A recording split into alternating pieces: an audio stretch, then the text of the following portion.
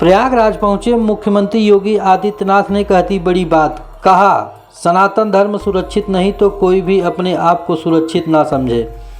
आगे उन्होंने कहा कि सनातन धर्म एक विशाल विराट वट वृक्ष है, इसकी तुलना किसी झाड़ और झंखार से नहीं करना चाहिए। प्रयागराज दौरे पर मुख्यमंत्री योगी आदित्यनाथ ने अखिल भारतवर्षीय अवधूत भेष 12 पंथ योगी महासभा द्वारा आयोजित कार्यक्रम में हिस्सा लिया। सीएम बोले, दुनिया के अंदर अन्य संप्रदाय और उपासना विधि हो सकती है, लेकिन धर्म तो एक ही है और वह है सनातन धर्म।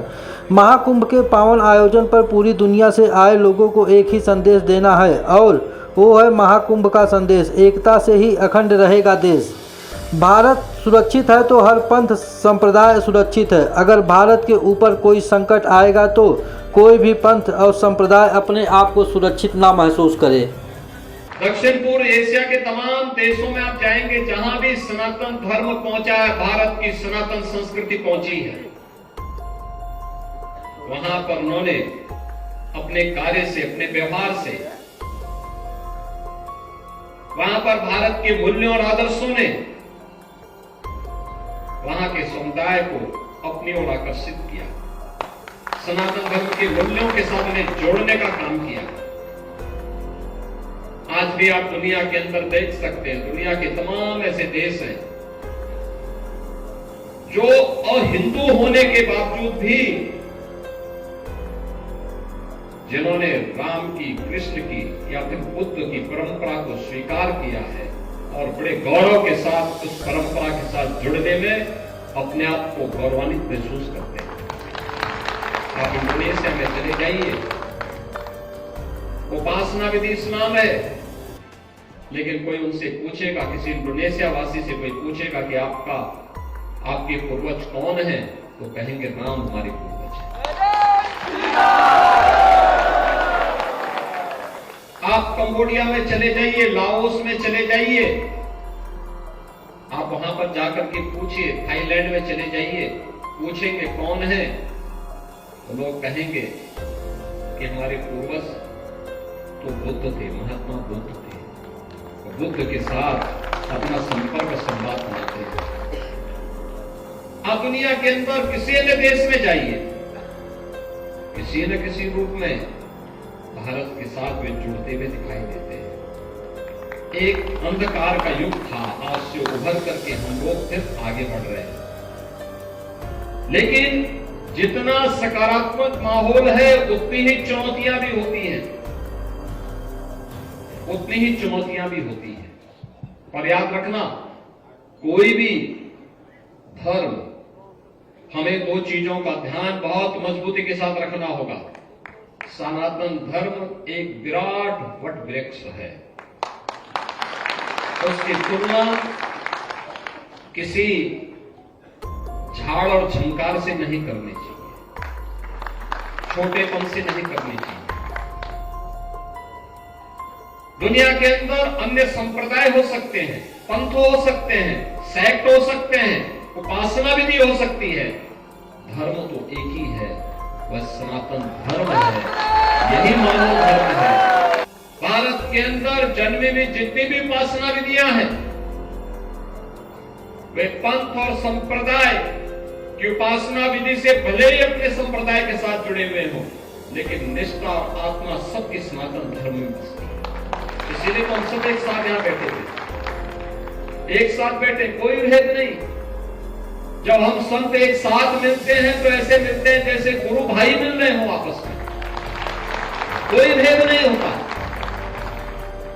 हम लोगों पे भी मैं तो इस चीज को अक्सर देखता हूं कि कभी कोई ऐसी बात आती है, कहीं किसी संत पे संकट आता है, हम उस समय संप्रदाय नहीं देखते कि नाथ संप्रदाय का है या कोई मेरा परिचित संत है। अरे संत है, संत तो सनातन धर्म के लिए काम करता है, उसकी उपासना विधि अलग हो सकती है, वो एक दर्शन विशेष को लेकर चल रहा है, सबका उद्देश्य तो एक ही है, एकम सत विप्रा बहुधा भवन्ति, यही हमारा लक्ष्य है। और इसीलिए महाकुंभ के इस पावन आयोजन के साथ, उसी पवित्रता के साथ हम सबको एक संदेश देना है। देश दुनिया से आए हुए लोगों को देना है, और जो बार बार जिसके बारे में प्रधानमंत्री जी कहते हैं कि महाकुंभ का संदेश एकता से ही अखंड रहेगा देश। याद रखना, भारत सुरक्षित है तो हम सब सुरक्षित हैं। भारत सुरक्षित है, हर संप्रदाय हर पंथ सुरक्षित है।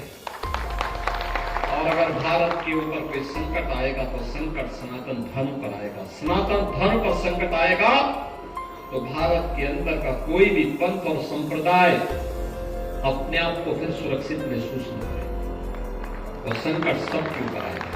आप मुझे बताइए कि पिछले 10 दिनों के अंदर महाकुंभ के संगम में, त्रिवेणी के पावन संगम में 10 करोड़ से अधिक श्रद्धालु अब तक स्नान कर चुके हैं। और अगले 35 दिन के अंदर, जो बचे हुए 35 दिन हैं, इन 35 दिनों में ये संख्या पहुंचेगी 45 करोड़। दुनिया के अंदर कितने देश हैं? दुनिया के अंदर कितने देश हैं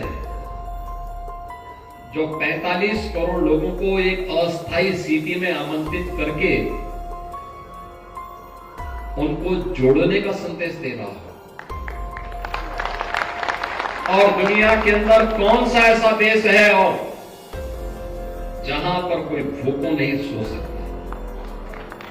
किसी भी अखाड़े में जाएंगे, किसी भी शिविर में जाएंगे, वहां पर उसको 2 जून की रोटी मिल जाएगी, आशीर्वाद भी मिलेगा, दक्षिणा भी मिलेगा और प्रसाद भी प्राप्त होगा। तो सनातन धर्म ही दे सकता है। आप जाके देखिए, लाखों लोग, करोड़ों लोग आ रहे हैं, कोई चिंता नहीं। उन्हें मालूम है, कोई चिंता नहीं उन्हें। कहां रहना है ये भी चिंता नहीं, कहां सोना है, क्या खाना है, कैसे जाना है, कोई चिंता नहीं। बस उठाया अपना बैग, उठाई गठरी और वे आ गए हैं। ये है ताकत सनातन धर्म की, और ये ताकत है हमारे पूज्य संतों की। यही ताकत है। उसकी कोई जाति नहीं पूछ रहा है, उसका कोई पंथ और संप्रदाय नहीं पूछ रहा है, उसका कोई नाम नहीं पूछता है। पूज्य स्वामी अवधेशानंद गिरि जी महाराज के पंडाल में 50 देशों के प्रतिनिधि भी वहां भरे पड़े। पूरे देशों से, देश दुनिया से लोग आ रहे हैं, अभिभूत हैं देख करके। धार्मिक कार्यक्रम भी चल रहे हैं, सांस्कृतिक कार्यक्रम भी चल रहे हैं, अलग अलग प्रकार के आयोजन एक साथ आयोजित हो रहे हैं।